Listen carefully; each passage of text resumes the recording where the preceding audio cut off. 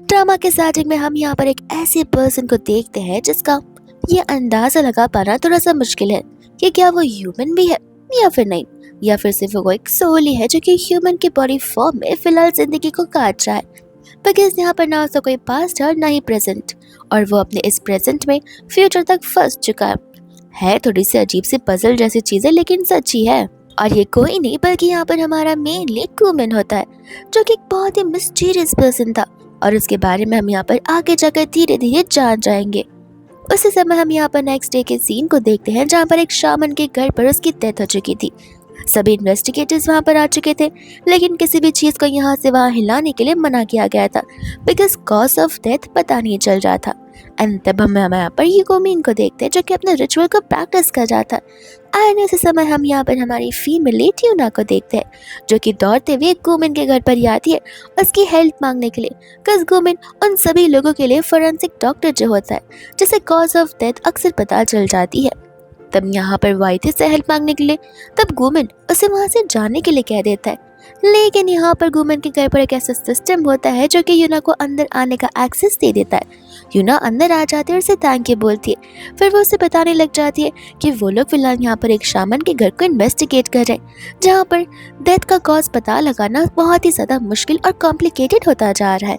गुमिन इतने में उसे बताने लग जाता है कि मुझे पता है, वो अपने चेयर पर ही मरी हुई है, उस चेयर पर जिस चेयर पर बैठ के वो अपने रिचुअल्स को परफॉर्म किया करती थी एंड लोगों के लिए यहाँ पर कंसल्टेंसी किया करती थी, उसकी डेथ रिचुअल को परफॉर्म करते हुए हुई है।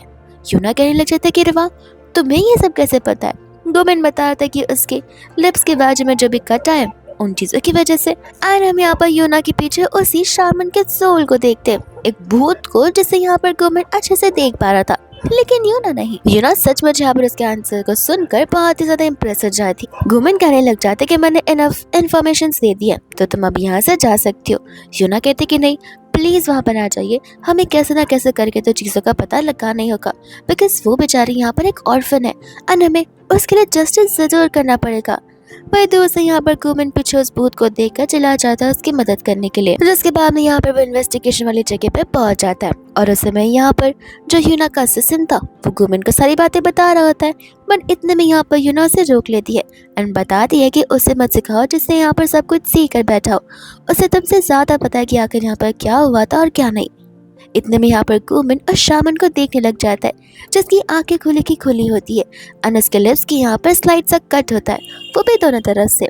फिर यहाँ पर वो सिचुएशन को अच्छे से सेंस करना शुरू कर देता है, ऐसे कि जैसे उसे पता चल रहा कि उस समय वहाँ पर क्या हुआ था, और उसे विजुअल्स आ रहे होते हैं जहाँ पर ये शानमन अपने रिचुअल को ही फॉलो कर रही होती है किसी चीज़ को लेकर और किसी के लिए। अब वो कौन सी चीज़ और किसके लिए वो तो आगे पता चलेगी।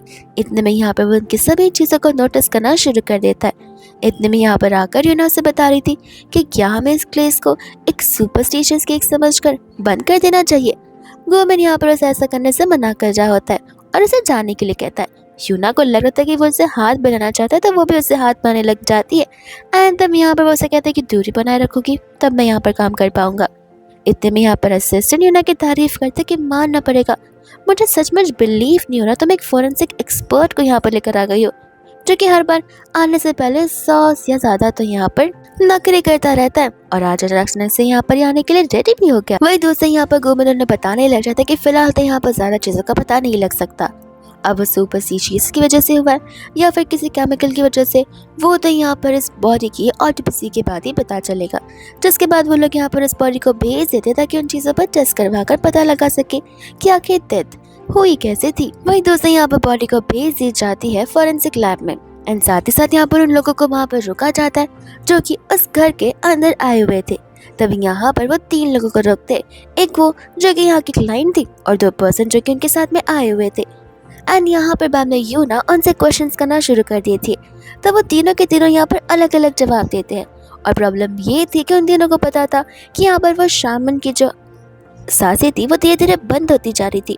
इस चीज़ पर यहाँ पर वो उन तीनों पर गुस्सा करने लग जाते कि अगर तुम्हें पता था ये सब कुछ हो जाए तो तुम्हें एम्बुलेंस को बुलाना चाहिए था या फिर पुलिस से कांटेक्ट करना चाहिए था, इस तरीके से तमाशा नहीं देखना चाहिए था। वही दूसरे यहाँ पर वो लोग अपने स्टेटमेंट्स को बदलने की कोशिश कर रहे थे कि यहाँ पर हम आसपास तो थे भी नहीं। तब यहाँ पर यूना उनसे टाइमिंग पूछने लग जाती है और वो लोग 1 o'clock का टाइम बताते हैं और यूना उन्हें पकड़ लेती है, ये कहते हुए कि ज़रूर तुम तीनों मिलकर यहाँ पर कुछ तो झूठ बोल रहे हो, बिकॉज 1 बजे के आसपास ही यहाँ पर उसकी मौत हुई थी और तुम तीनों कह रहे हो कि तुम दोनों यहाँ पर थे ही नहीं, जहाँ पर आई थिंक रिपोर्ट्स के अकॉर्डिंग तुम तीनों यहाँ पर थे, इसलिए वो रिचुअल परफॉर्म कर रही थी। तब यहाँ पर वो औरत घबराते हुए उसे सच्चाई बताने लग जाती है एंड हमें भी यहाँ पर फ्लैशबैक का सीन दिखाया जाता है जहाँ पे वो बता रही थी कि कुछ प्रॉब्लम्स की वजह से वो यहाँ पर उस शामन के पास आई थी जहाँ पर उसने रिचुअल परफॉर्म करने का वादा किया था।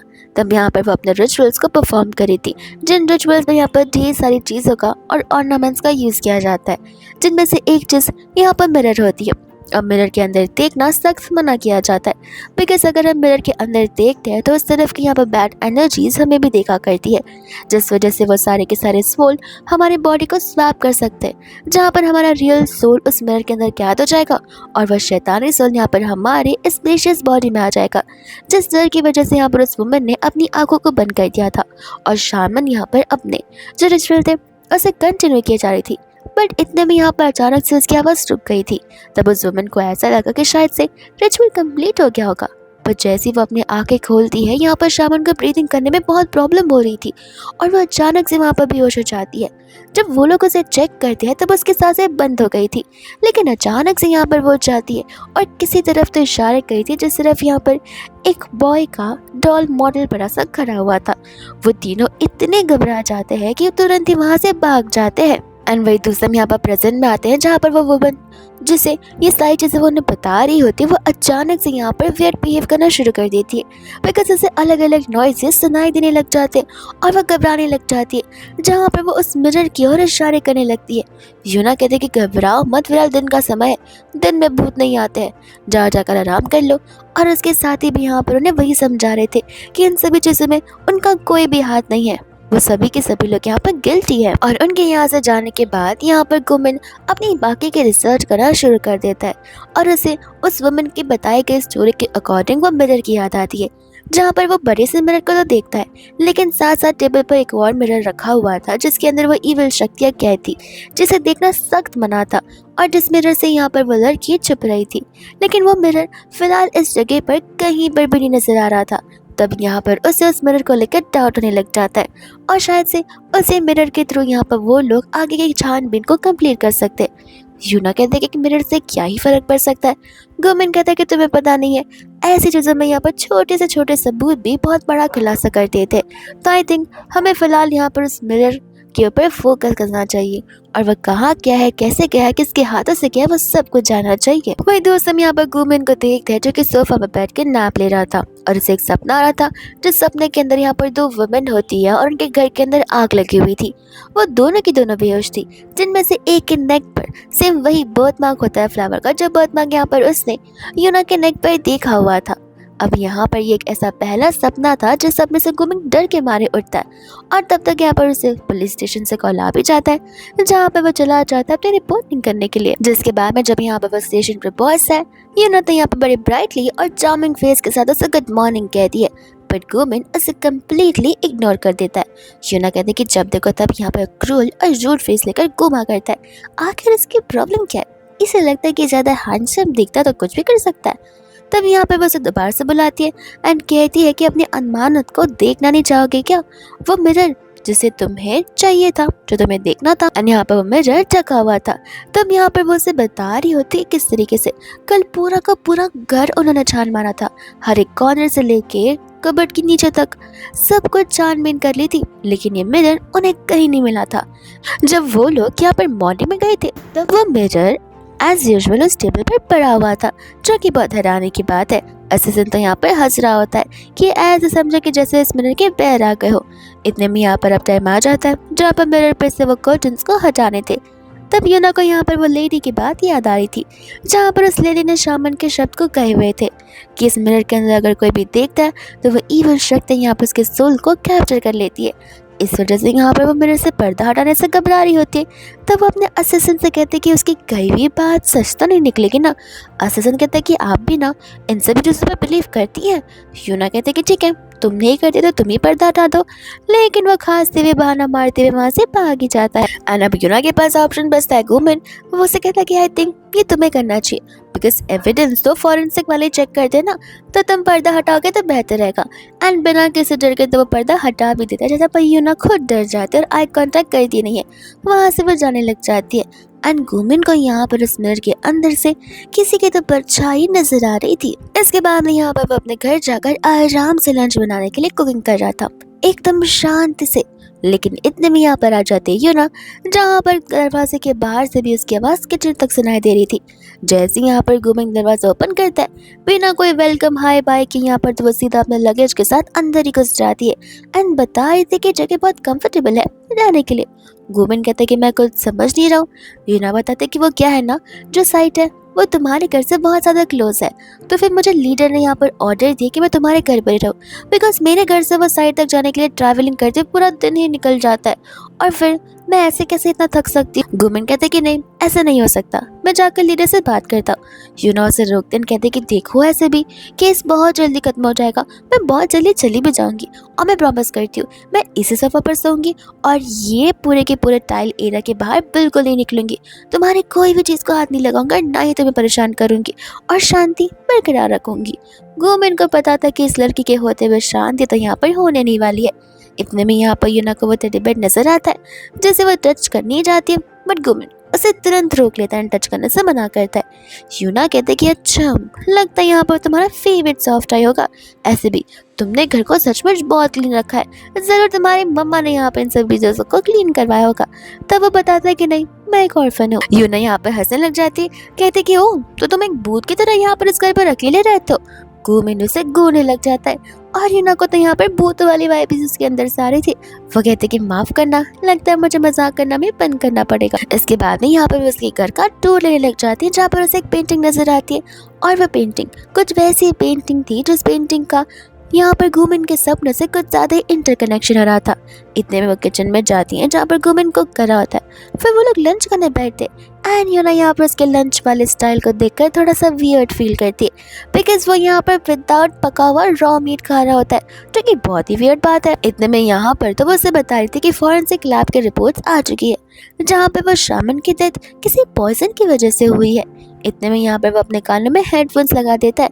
यूना कहती कि लगता है मैं तुम्हें बोर कर रही हूँ, रुको मैं तुम्हें यहाँ पर एक इंटरेस्टिंग फैक्ट बताती हूँ, क्योंकि देखो मुझे ऐसे लगता है कि शायद से यहाँ पर जो इंसान मिरर लेकर गया था वही मिरर लेकर वापस आया है, एंड आई थिंक यहाँ पर उसका इस पूरे के पूरे मर्डर से कोई ना कोई हाथ तो जरूर रखा। तब गुमिन बताता है कि जो इंसान मिरर लेके गया था वो इंसान मिरर लेके नहीं आया है, बल्कि वो दोनों एक अलग पर्सन है, और साथ ही साथ जो मिरर लेकर वापस आया है वो हमें हेल्प करना चाहता है सस्पेक्ट को ढूंढने के लिए। यूना कहते कि अरे वाह, लगता है यहाँ पर तुम्हारे हेडफोन्स काम नहीं करते, बिकॉज तुम्हें तो मेरी बातें एकदम ध्यान से सुनाई दे रही हैं। और यहाँ पर गुमिन का एक नजर ही काफी होता है यूना को शांत करवाने के लिए, लेकिन सिर्फ कुछ ही समय के लिए। और इसके बाद में यहाँ पर वो लोग साइड पर वापस चले जाते हैं, जहाँ पर छानबीन शुरू हो जाती है, और यहाँ पर वही खाना पड़ा हुआ था जो खाना यहाँ पर शारमन ने खाया था। तब यूना को शक था कि क्यों ना हम इन सभी खानों को टेस्टिफाई करने के लिए भेज दे।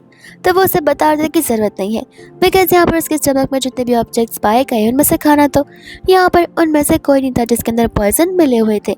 इतने में यहाँ पर उनका ध्यान डोर पर रखे एम्ब्रॉयडर्ड शूज पर जाता है, और वैसे यहाँ पर एक वियर टाइप का गैस पूरी जगह फैलना शुरू कर देता है। तब गुमिन उससे बताता है कि पॉइजनस है, और यूना यहाँ पर सबसे पहले अपने आप को सेव करने के पहले उसे सेव करने का सोचती है, जो चीज़ यहाँ पर गुमिन बहुत अच्छे से नोटिस करता है। इतने में यहाँ पर यूना को किसी की परछाई नजर आती है, जहाँ पर तुरंत ही उस इंसान के पीछे भागती है, एंड वो वही हैट वाली लड़की होती है जिस लड़की ने यहाँ पर ऐसे क्लाइंट बनकर आई हुई थी। तब यहाँ पर बस बता दे कि प्लीज़ प्लीज़ मुझे माफ़ कर दो, मैंने यहाँ पर कुछ भी नहीं किया है, मुझे तो यहाँ पर बस बताया गया था कि अगर हम यहाँ पर उस रिचुअल को पूरा करते तो वो शामन की जितनी शक्तियाँ हैं वो ट्रांसफ़र हो सकती है, और ऐसा मुझे उस ही ने बताया था कि वो सारी शक्तियों को पाने के लिए मैं एक एलिजिबल लड़की हूँ, इसलिए मैं बस वहाँ पर आई हुई थी। हम फिर यहाँ पर देखते गुमिन को जो कि उस ऑटोपसी में होता है, और उस समय यहाँ पर वो अपने टूल को स्पिन करता है, और फिर बाद में यहाँ पर वो उस टूल को समन करना शुरू कर देता है, जहाँ पर वो शामन का सोल वहाँ आ जाता है। जिसके बाद में यहाँ पर वो उससे पूछने लग जाता है कि जरा बताओ कि आखिर तुम्हारा मर्डर किसने किया है। एंड यहाँ पर पूरी घबरा जाती है, बिकॉज उसे कुछ याद नहीं आता कि आखिर उस दिन क्या, कैसे, कब और किसने किया था।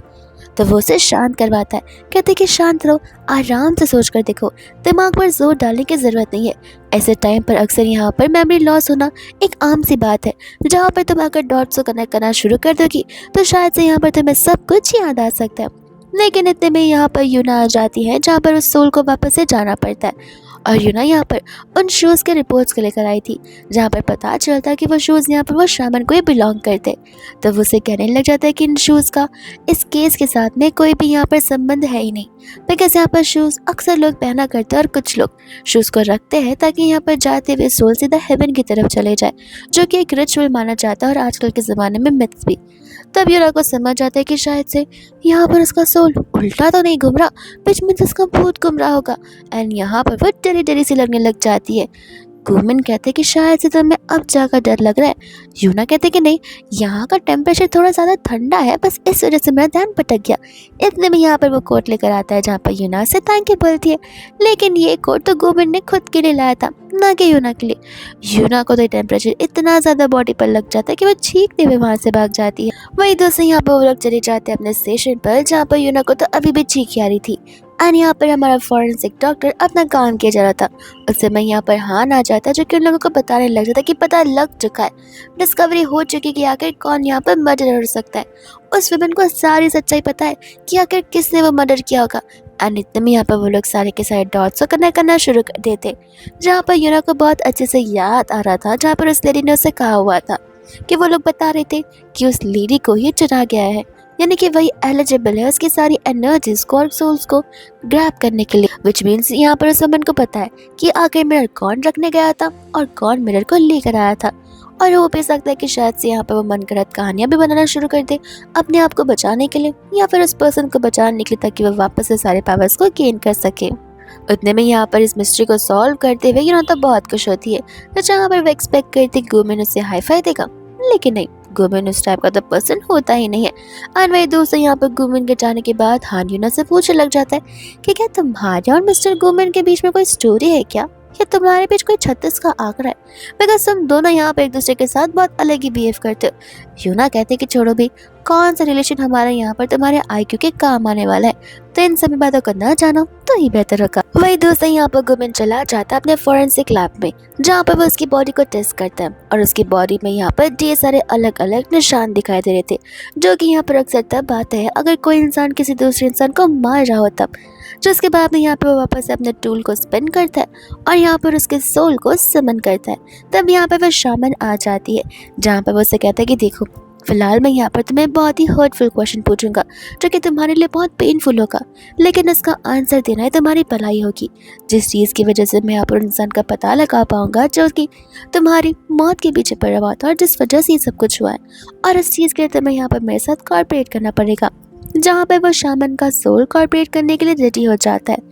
तब यहाँ पर वो उसे उसके बॉडी इंजरी के बारे में पूछने लग जाता है, एंड यहाँ पर वो सोलो से बता रही थी। एंड यहाँ पर हमें भी फ्लैशबैक का सीन दिखाया जाता है, जहाँ पर हम यहाँ पर उस शामन को देखते और उसके हस्बैंड ही को देखते हैं, जहाँ पर उसका हस्बैंड ही उसे मार रहा होता है, बिकॉज इस टाइम उस शामन ने डिनाई कर दिया था, यानी कि जो वो लेडी थी वो आई थी एज अ कस्टमर, और तब यहाँ पर उसने उसके रिचुअल को फॉलो करने से मना किया था। तभी ने यहाँ पर उस पर प्रेशर बनाया था कि वो कुछ भी कर कर उसके केस को सॉल्व करेगी, एंड यहाँ पर वैसा इसलिए करेगी बिकॉज उन्हें पैसे की ज़रूरत है, भले इस चीज़ में उसकी जान क्यों ना चली जाए, उससे फ़र्क पड़ता नहीं है। और उसे डराने धमकाने के लिए उसने यहाँ पर वायलेंस का यूज़ किया था और उसे मारा पीटा था, जिस चीज़ की वजह से उसकी बॉडी पर इतनी इंजरी आ गई थी। हम प्रेजेंट में आते हैं, जहाँ पर गुमिन उसके पास जाता है, तब वो बेचारी यहाँ पर बहुत घबराने लग जाती है। वो उसका हाथ पकड़कर उसे शांत कराता है, उसे कंफर्टेबल फील कराता है, एंड बताता है कि डरो मत, यहाँ पर मैं तुम्हारे साथ हूँ और मैं ज़रूर यहाँ पर तुम्हें जस्टिस दिला कर रहूँगा। और इतने में यहाँ पर वो टूल स्पिन होना बंद भी हो जाता है, जहाँ पर टाइम खत्म और वो सोल वापस से चली जाती है। वही दूसरा यहाँ पर यूना को देखते, जो आकर यहाँ पर हैंड पर चिल्ला रही थी कि पूरे दिन के यहाँ पर बैठे बैठे बस रिकॉर्ड्स देखते रहोगे, ऐसा नहीं कि जाकर मैं यहाँ पर मिस्टर गुम की कोई मदद करवा दूँ। उतने में वहाँ पर गुमिन आ जाता है, जो कि यूना को अपने साथ चलने के लिए कहता है। यूना तो बड़ी खुश हो जाती कि अरे वाह, यहाँ पर वो सोच रहा है कि शायद से मैं इस चीज़ की हकदार हूँ और मैं रिस्पॉन्सिबल पर्सन है, इसलिए उसने मुझे चुना है, और वो उसके साथ जाने लग जाती है। इसके बाद में वो लोग जब यहाँ से जा रहे थे, तब यहाँ पर गुमिन उसे सारी बातें बता रहा होता है और उसे ये भी समझा रहा था कि हमें यहाँ पर लाइव एविडेंस के साथ में उसे पकड़ना होगा। यूना जैसे यहाँ पर रिपोर्ट्स को देखते उसे यहाँ पर वह शामन के लिए बहुत बुरा लग रहा था, बिकॉज वो एक ह्यूमन भी तो थी। उसके साथ आखिर इतना जबरदस्ती कोई कैसे कर सकता है। उसे उसके लिए बहुत बुरा लगने लग जाता है। इतने में यहाँ पर सामने से ही आने लग जाता है, जहाँ पर ही को पूछने लग जाता है कि तुम यहाँ वहाँ कहाँ घूम रहे हो। ही कहने लग जाता है कि क्यों, घूमने से पहले भी क्या मुझे यहाँ पर तुम दोनों से परमिशन मांगनी होगी? मेरा घर है, मैं जब चाहूँ तब आ सकता हूँ। ह्यूना कहती कि लगता है यहाँ पर तुम्हारी वाइफ मर चुकी है, इस बात का तुम्हें यहाँ पर जरा सा भी कम नहीं है। ही बोलता है कि किस बात का सैडनेस, जिसे जाना था वो तो जाएगा ही। अब मैं क्या जिंदगी भर यहाँ पर एक ही जगह पर बैठ कर रोता फिरूं? मेरी मर्जी में जो आएगा मैं वो सब कुछ करूंगा। ह्यूना बोलते कि देखो, हमें पता चल चुका कि किस तरीके से यहाँ पर तुम उसके ऊपर हाथ उठाया करते थे, और तुम इन बातों से पीछे नहीं हट सकते हो। ही कहता है कि मैं क्यों पीछे हटूं? मैं यहाँ पर एक रिस्पॉन्सिबल मैन हूँ, अपनी वाइफ को मैं नहीं मारूंगा तो और कौन मारेगा? ऐसे में उन्हें मारने की जरूरत है, बिकॉज उन्हें यहाँ पर समझ आना चाहिए कि मैन कहाँ पर और वुमेन कहाँ पर है। यहाँ पर वो उससे कह रहा होता है कि तुम इसके लिए एक्शंस लो। यूना कहते कि एक्शंस नहीं, इसे तो यहाँ पर थप्पड़ पड़ना चाहिए, और वो उसे जोर से थप्पड़ मार देती है। ही बोलता है कि अच्छा तो तुम मुझसे फाइट करने चली हो, चलो कोई बात नहीं, क्यों ना मैं यहाँ पर तुम्हें अपने फाइट का एक डेमो दे दूं। और ऐसा बोलते हुए यहाँ पर वो नाइफ को बाहर निकाल लेता है, एंड जैसे वो वार करने आने वाला था, यूना यहाँ पर उसके साथ फाइट करना शुरू कर देती है। और वो तो प्रोटेक्ट करी थी गोजिन को। गोजिन उसे साइड हटाता है, यहाँ पर उस ही से फाइट करना शुरू कर देता है। यूना कहते कि अब तो तुम बचोगे नहीं, एक ऑफिसर के ऊपर हाथ उठाने के लिए तब पक्का जेल में जाके रहोगे, बाकी की चीज़ें तो मैं तुम्हें ऑलरेडी दिखा दूंगी। लेकिन गोजिन उसे ऐसा करने से मना करता है, बिकॉज यहाँ पर ही के साथ टाइम वेस्ट तो होने ही वाला है, इसीलिए वो उसे वहाँ चला जाता है। और वही दूसरे यहाँ पर बाद में वो लोग घर पर होते हैं, जहाँ पर गुमिन अपनी मरहम पच्ची कर रहा था। इतने में यहाँ पर यूना इंस्टेंट नूडल्स बनाकर आ जाती है डिनर के लिए। तब वो यहाँ पर गुमिन की मदद करती है, कहती कि तुम्हें चोट लग गई? वो कहते कि हाँ, मैं ह्यूमन हूँ, मुझे भी तो पेन फील होता है, लेकिन जब उसे दवाई लगाई थी तब उसे पेन जरा सा भी फील नहीं हो रहा था। इतने में यहाँ पर वो उससे पूछने लगती है, जब हमारे पास सभी चीज़ों का प्रूफ है, एक स्टोरी लाइन भी है, तो हम यहाँ पर उसी को गिरफ्तार क्यों नहीं कर रहे? यहाँ पर तो गुमिन उससे कुछ रिस्पॉन्ड करता ही नहीं है, और कहते हैं कि आज फिर से यहाँ पर डिनर में नूडल है। वो कहते हैं कि यही खा लो, क्योंकि तुम्हारे हाथ तो ठीक नहीं है, और नूडल के अलावा मुझे कुछ अच्छा बनाने आता नहीं है। जिसके बाद में जैसे वो नूडल को टेस्ट करता है, उसकी बेइज्जती कर देता है कि आखिर दुनिया में सबसे इजी चीज़ है एक पानी को बॉईल कर नूडल बनाना, लेकिन वो भी तुम इतना खराब बनाओ कि मुझे उम्मीद नहीं थी। यूना कहते कि वो तुम्हारे रॉ मीट से तो ठीक ही है, कम से कम इसके अंदर पेपर और सॉल्ट डाला हुआ है ताकि ह्यूमंस को टेस्ट आ सके। वो कहता है कि जो भी हो, ये मैदे का बना हुआ है, और रॉ मीट में यहाँ पर ढेर सारे न्यूट्रिशंस होते हैं। यूना कहती कि खाना है तो खाओ, वरना ऐसे ही भूखे पेट सो जाओ। वही दोस्त हम यहाँ पर शामन के घर पर देखते हैं, जहाँ पर कोई चोरी छिपे आ जाता है, और जार से यहाँ पर कोई तो मेडिसिन चुरा रहा था। और ये सब कुछ यहाँ पर गोविंद के प्लान में होता है, जहाँ पर वो ही को रंगे हाथों पकड़ना चाहता था। ही तो उल्टा यहाँ पर उन्हें डांटने लग जाता कि मैं पुलिस में रिपोर्ट कर दूंगा कि तुम यहाँ पर मेरा पीछा कर रहे थे। यूना कहते कि पीछा कर रहे थे, गधे हो क्या? ये इन्वेस्टिगेशन का साइट है, हम जब चाहे तब आ सकते, बट तुम यहाँ पर क्या कर रहे हो? तो वो उसे कहता है कि मेरा भी घर है, मैं जब चाहे तब आ सकता हूँ।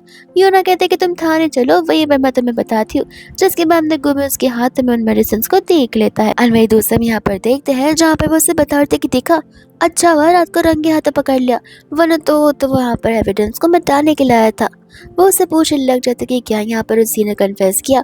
यूना कहते कि वो अपने पैरों पर कुल्हाड़ी क्यों मारेगा, उसने यहाँ पर कुछ कन्फेशन किया नहीं, बट साफ साफ जाहिर होता है कि उसने ये सब कुछ किया हुआ है। लेकिन यहाँ पर मेरे डॉट्स कुछ ढंग से कनेक्ट नहीं हो रहे। गुमिन कहने लग जाता कि क्यों, सब कुछ तो तुम्हारी आंखों के सामने है। तब यूना उसे कहते कि नहीं, चीज़ें यहाँ पर आंखों के सामने होने के बाद भी वो तुम्हारी आंखों के सामने होती नहीं है, बिकॉज कोई लोग और ऑब्जेक्ट्स यहाँ पर अनडिफाइंड होते हैं।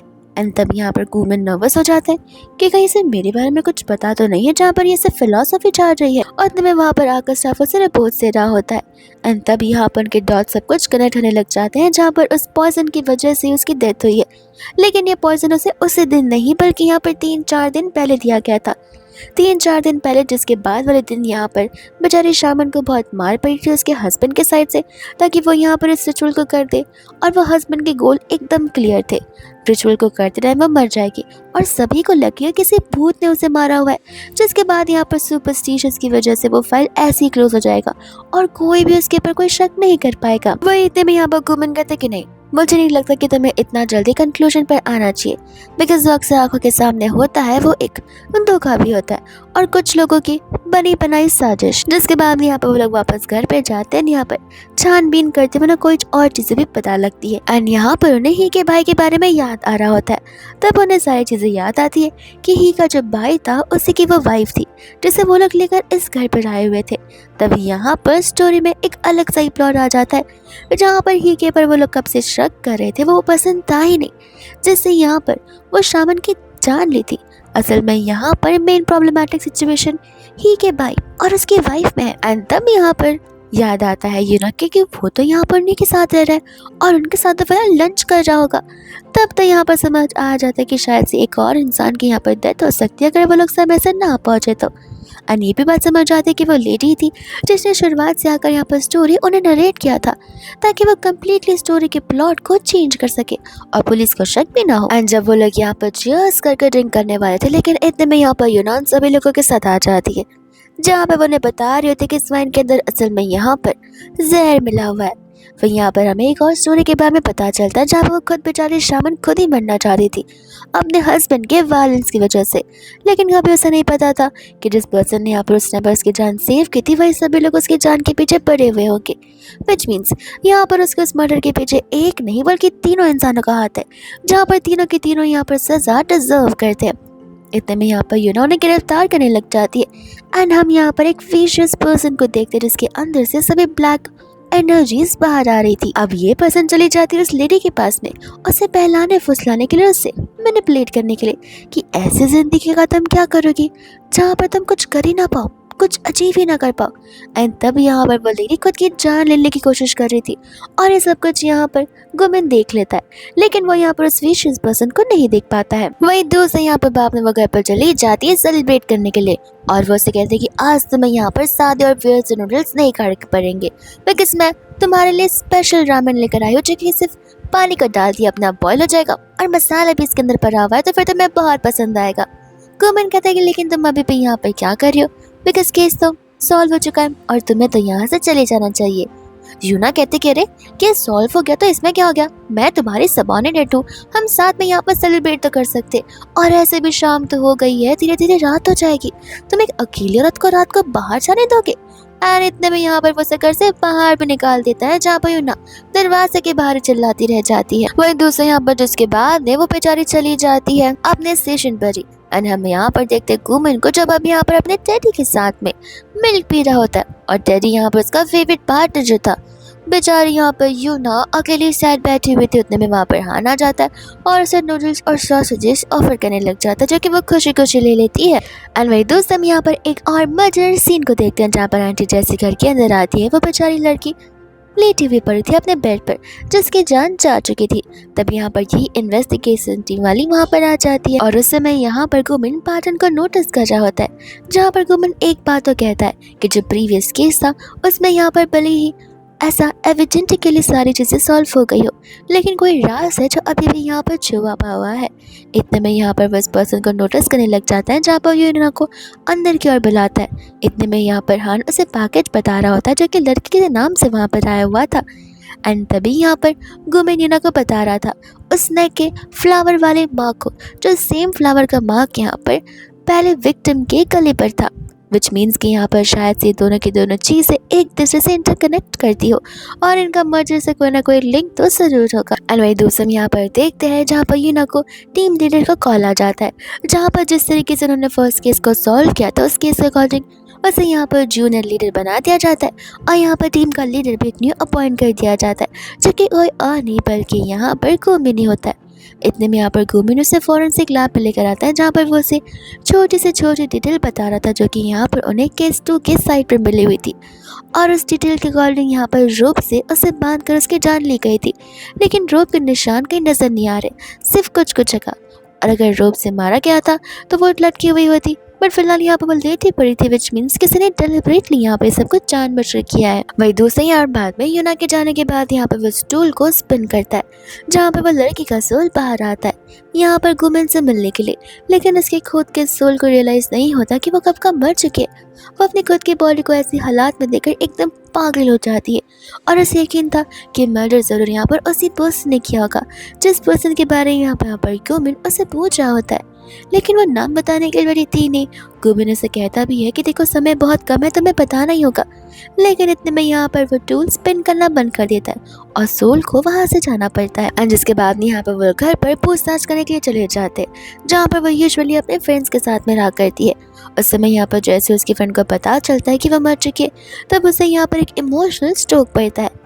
गुमन कहता है कि इतना टाइम नहीं है, आपको हमारे साथ कोऑपरेट करना होगा। तो वो उसकी फ्रेंड कहने लग जाती है कि आपको कैसे भी कर उस पर्सन का पता लगाना ही होगा जिसने यहाँ पर ये सब कुछ किया है। गुमन को डाउट होता है कि आपको कैसे पता कि ये मर्डर है न कि सुसाइड। तो वो बता रही थी कि आखिर कितनी उसकी फ्रेंड चार्मिंग पर्सन थी, जो कि इन सभी चीज़ों के बारे में कभी सोच भी नहीं सकती है। तो ज़रूर यहाँ पर ये किसी ने जानबूझकर अपने रिवेंज के लिए किया होगा। इतने में यहाँ पर वो अपने फ्रेंड से मिला रही थी, जहाँ पर टेबल पर नोटिस करने पर पता चलता है कि शायद से पूरी रात ये लोग मिलकर ड्रिंक कर रहे थे। और यहाँ पर डेथ भी रात के समय हुई थी, तो कहीं यहाँ पर जैसे आगे जाकर कनेक्ट ना हो जाए। वही दूसरे यहाँ पर एक और न्यू चीज पता चलती है कि उसका एक्स हस्बैंड था। तो वो लोग चले जाते हैं उससे मिलने के लिए, जहाँ पर उसके एक्स हस्बैंड को दुख तो होता है। तब गुमिन उससे पूछने लग जाता है कि आखिर तुमने उसे क्यों मारा। वो क्लियरली कह देता है कि देखिए, मेरे और उसके बीच का रिलेशन बहुत पहले खत्म हो चुका था। अब जब रिलेशन था तब मुझे उसके लिए बुरा तो लग रहा है, लेकिन एलिमनी के बाद यहाँ पर हम दोनों ने एक दूसरे से ना बात की थी और ना एक दूसरे की शक्ल देखी थी, तो मिलना तो दूर की बात है।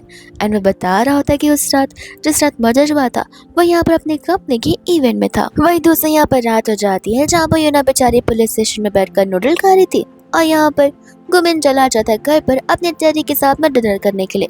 लेकिन अचानक से यहाँ पर उसके हाथ में कोई तो वियर्ड सी फीलिंग आ जाती है, जहाँ पर वो अपने हाथों को कंट्रोल नहीं कर पाता। लेकिन अब तो यहाँ पर उसे जरूर यूना की कमी धीरे धीरे महसूस होना शुरू हो गई थी। वही दूसरे इसके बाद में यहाँ पर नेक्स्ट वो यूना फॉरेंसिक लैब में आ जाते हैं, जहाँ पर आकर वो इन डिटेल यूना को सभी चीजों के बारे में बता रहा होता है। और वो उस समय यहाँ पर यूना को जाने के लिए कह देता है, बिकॉज उसे पर्सनली कुछ चीजों को चेक करना था।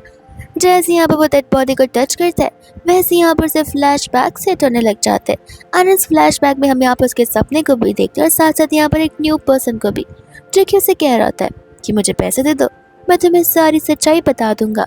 इतने में यहाँ पर उसकी एंटायर बॉडी इतनी वीक पड़ जाती कि वो नीचे गिरने वाला था, लेकिन इस समय यहाँ पर यूना आकर उसे संभाल लेती है। वही दूसरा यहाँ पर उन दोनों के क्लोजेस को देखकर हान कहने लग जाते कि ऑक्टोपसी रूम है, कोई प्राइवेट क्लब थोड़ी ना है जो कि इतने क्लोज आ रहे हो।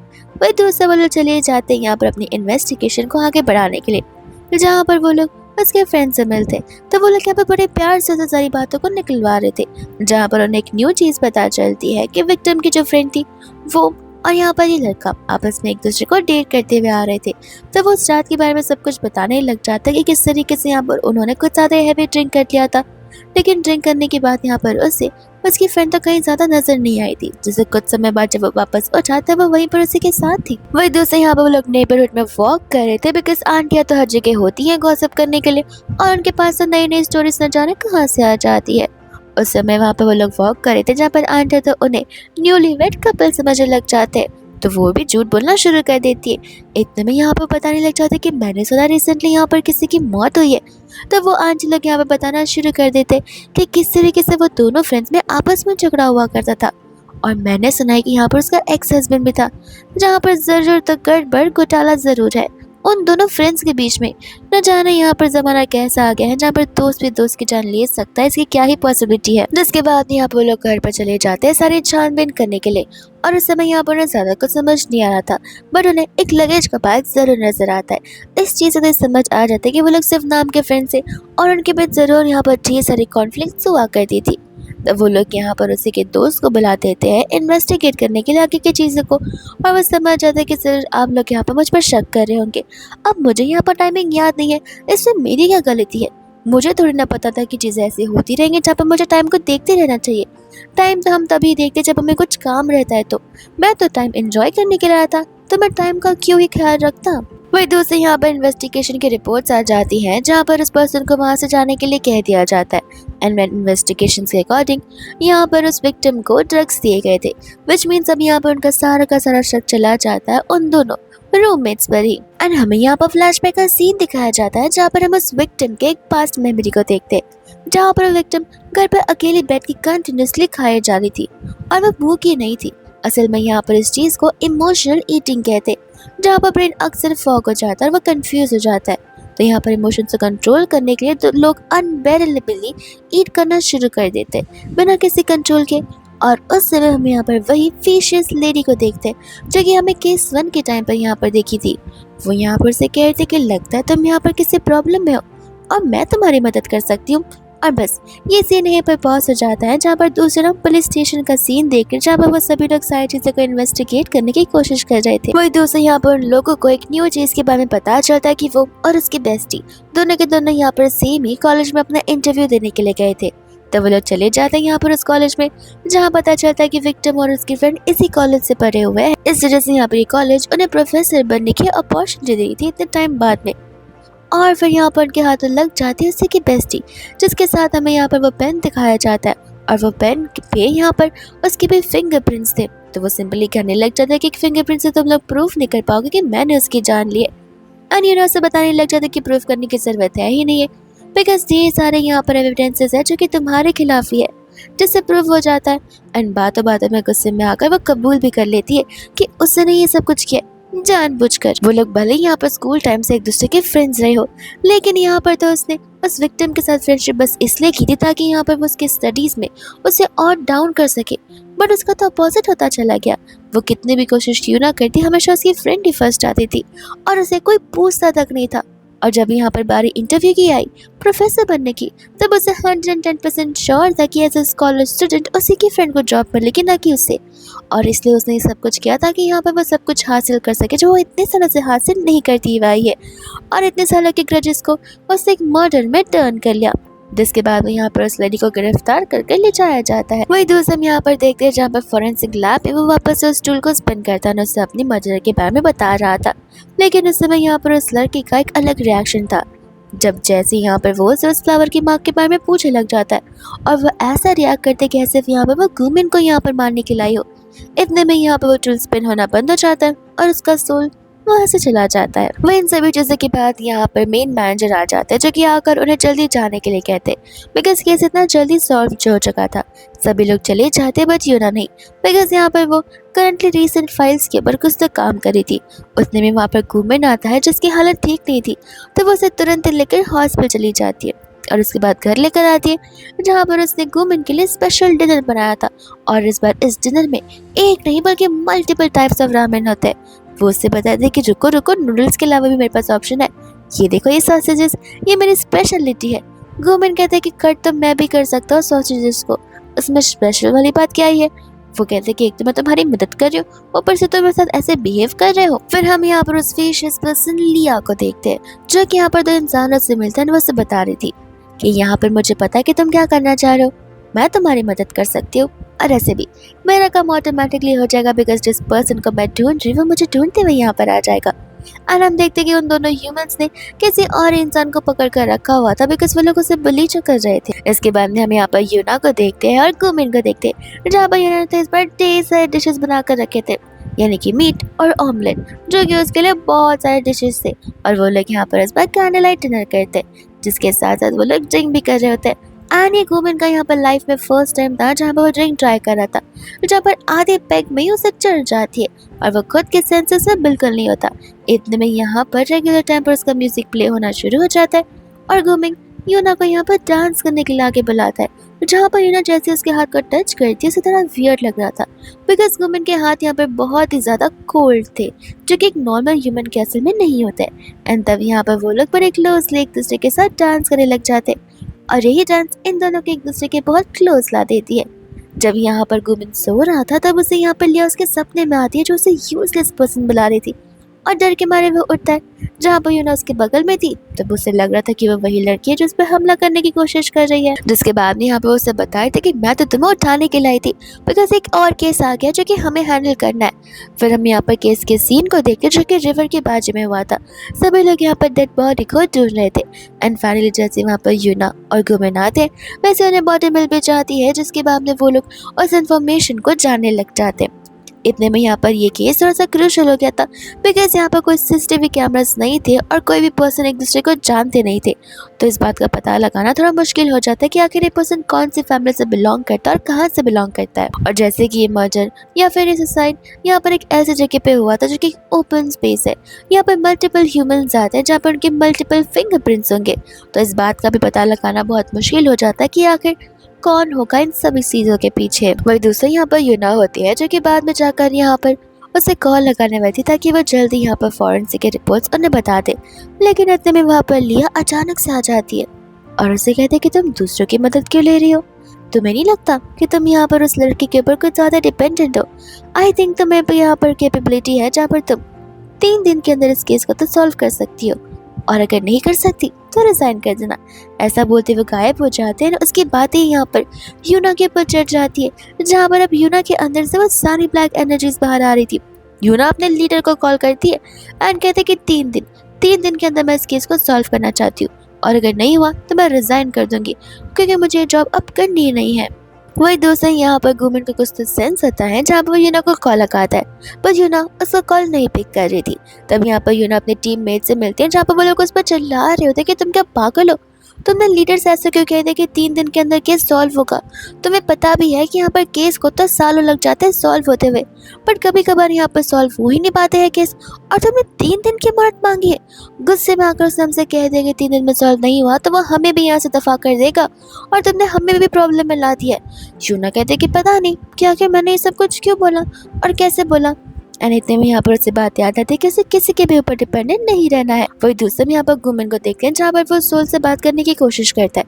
वो सोल अपनी मॉम को ढूंढने के लिए जा रहा था, तब वो उससे बताता है कि असल में तुम यहाँ पर एक आत्मा बन चुके हो, एक सोल जहाँ पर बाहर वाली दुनिया में कोई भी तुम्हें नहीं देख सकता है, लेकिन मैं हूँ जो कि तुम्हें यहाँ पर जस्टिस दिलाऊंगा। वो सोल के अंदर इतनी नेगेटिव एनर्जीज भरी हुई थी कि यहाँ पर वो गुमेन को तक जला देती है, यानी कि यहाँ पर गुमेन खुद ब खुद उस चीज से अपने आप बाहर आ जाता है, बिकॉज उसकी पूरी एंटायर बॉडी शेक कर रही होती है और साथ ही साथ यहाँ पर वीक पड़ जाती है। वही दूसरे यहाँ पर यूना चली जाती है इन्वेस्टिगेशन करने के लिए उस कॉलेज में जहाँ पर वो बच्चा पढ़ा करता था। उस समय यहाँ पर वो उसके क्लासमेट से पूछती है कुछ क्वेश्चंस, जिसके जवाब के तौर पर यहाँ पर उसके कुछ फ्रेंड्स थे जो कि हेजिटेट कर रहे थे। एंड तब वो चली जाती है यहाँ पर प्रोफेसर के साथ कुछ क्वेश्चंस करने के लिए, जहाँ पर प्रोफेसर उसे वो स्टूडेंट्स के बारे में सब कुछ बताते हैं। वही दूसरा यहाँ पर वो प्रोफेसर एक बुली वाले इंसिडेंट के बारे में बता रही होती है, जहाँ पर पेरेंट्स से कंसर्न के थ्रू सभी केसेस को अपने आप बंद कर दिया गया था, बिकॉज वो लोग अपने बच्चों का नाम खराब नहीं होने देना चाहते थे। इसके बाद हम यहाँ पर गुमेन को देखते जो कि बेहोश हो चुका था, और वो धीरे धीरे यहाँ पर होश में कुछ समय बाद आने में लग जाता है। और सबसे पहले उठते यहाँ पर उसका फर्स्ट थॉट यूना होती है, जो कि ना ही उसका कॉल पिक करी थी और ना ही उसे यूना के बारे में कुछ पता चल रहा था। तो वो पुलिस स्टेशन चला जाता है, जहाँ पर वहाँ पर भी उससे बस हान के थ्रू यही पता चलता है कि यूना तो केस को कुछ ज़्यादा ही जल्दबाजी में इन्वेस्टिगेट कर रही है। वही हम यहाँ पर यूना को देखते जिसे एक सबूत मिला था, एक स्टिक जिसके ऊपर यहाँ पर खून लगा हुआ था, और उस स्टिक को यहाँ पर गार्बेज वाली जगह पर फेंका गया था। तब वहाँ पर गुमेन आ जाता है यूना से मिलने के लिए। ये कहता है कि मैं सोच रहा था कि शायद से तुम अकेली पड़ जाओगे और तुम्हारी फिक्र कर रहा था मैं, और क्या तुमने आज यहाँ पर किसी स्ट्रेंज पर्सन को देखा है। यूना इन बातों से यहाँ पर कम्प्लीटली डिनाई कर देती है एंड कहते कि नहीं तो मैं अकेली नहीं हूँ, और ऐसे भी यहाँ पर मेरी टीम भी मेरे साथ में, मैंने कोई भी स्ट्रेंज पर्सन को आज नहीं देखा, और वो सारा आंसर एक साथ कर देती है। वही दूसरे में यहाँ पर हमें पता चलता है कि वो चली जाती है जेन के घर पर इन्वेस्टिगेट करने के लिए, और जेन यहाँ पर उसका भाई निकलता है, लेकिन बायोलॉजिकल नहीं बल्कि स्टेप ब्रदर। और तब हमें पता चलता है कि यहाँ पर जो उस विक्टिम की मॉम थी वो ऑलरेडी उसे छोड़कर जा चुकी थी, जिसके बाद में यहाँ पर उसके डैड ने दूसरी शादी की थी, और यहाँ पर जो उसकी सेकेंड मॉम थी उनकी कुछ इलनेस की वजह से डेथ हो चुकी थी, जो कि मेडिकल रीजंस थे। जिसके बाद में यहाँ पर सभी टीममेट्स एक साथ आ जाते हैं। यहाँ पर वो लोग हर एक डॉल्स को कनेक्ट करना शुरू कर देते, और सारे डॉल्स यहाँ पर जा रहे थे उसकी मॉम के थ्रू। तो वो लोग चले जाते हैं उसकी मॉम से इन्वेस्टिगेट करने के लिए, जहाँ पर उसकी मॉम तो अपने बेटे को तक डिनाई करने लग जाती है बेटा मानने से। ये कहते हैं कि मेरा एक बेटा है और मैं अपनी लाइफ में बहुत खुश हूँ, मैं एक्स्ट्रा बच्चों को पालना नहीं चाहती। वही दूसरे बार में वो लोग जब घर पर जाते हैं तब यहाँ पर यूना कुमिन का ध्यान रख रही थी। कुमिन कहता है कि मेरी छोड़ो, तुम अपना ध्यान रखो। एंड यहाँ पर वो उसके वीकनेस और स्ट्रेंथ के बारे में बता रहा था। ये सब कुछ सुनते यूना कहने लगे थे कि देखा, सही कहा था मुझे उसने कि यहाँ पर तुम सभी को मेरे बारे में सब कुछ पता है, लेकिन मुझे तुम सभी के बारे में तो कुछ भी नहीं पता। कुमिन कहने लग जाता कि तुम किसके बारे में बात कर रही हो। यूना कहती है क्या बोल रहे हो, क्या मैंने भी कुछ कहा। एंड गोविंद समझ जाता कि जरूर यहाँ पर कुछ तो गड़बड़ है, बिकॉज ये ना अपनी कही हुई बात ऐसे कैसे इंस्टेंटली भूल सकती है। इसके बाद में यहाँ पर लोग पुलिस स्टेशन में बैठकर इन्वेस्टिगेट करने लग जाते, जहाँ पर यूना को ठंडी लगी थी और फर्स्ट टाइम था जहाँ पर गोविंद अपने लिए नहीं बल्कि यूना के लिए जैकेट लाता है। जो चीज यहाँ पर यूना के लिए भी एक हैरानी की बात थी कि आखिर ये क्यों यहाँ पर मेरी इतनी फिक्र कर रहा है। वही इतने में यहाँ पर उसे विक्टिम के घर से कॉल आता है, जहाँ पर उसके फादर कुछ तो गवाही देने के लिए आ रहे थे और उस समय यहाँ पर वो सभी लोग इन्वेस्टिगेशन रूम में मौजूद थे। तब यहाँ पर वो अंकल लंगड़ाते हुए आए थे, लेकिन इतने में पीछे से जेन आ जाता है जो कि अपनी गलती को कबूल कर लेता है, बिकॉज यहाँ पर सारा का सारा ब्लेम अंकल यहाँ पर अपने पर लेने आए थे ताकि उनके बेटे जेन का करियर बर्बाद ना हो।